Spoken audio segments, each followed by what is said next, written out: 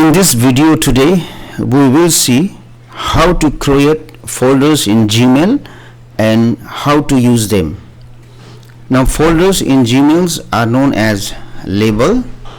So what you have to do is, if you want to create a label or a folder, then at first log into your Gmail account, click on this gear icon here, go to this option, see all settings,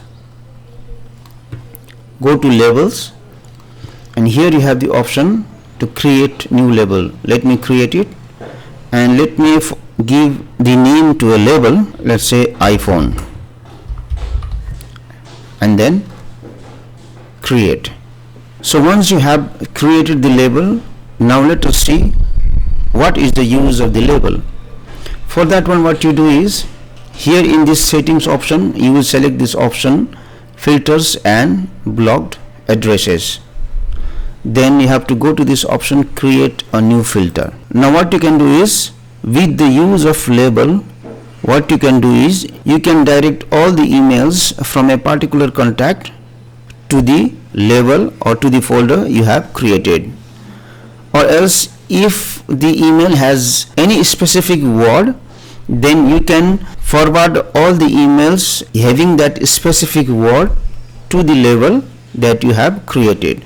So in this way, you will be able to see all the emails from a particular email or all the emails having a particular word grouped together under the same label. Now here I will select an email address.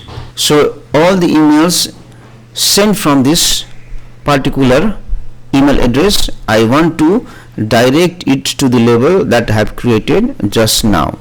If you want to include word, you can also include words here, like if this sender will send any email that has the word iPhone, then what I can do is, I can create a filter for that one. So select this option, create filter, and you have to select this option, apply the label, then click on this option and select iPhone, and then create filter. Thank you for watching this video. Please like and comment on the video if you found it helpful.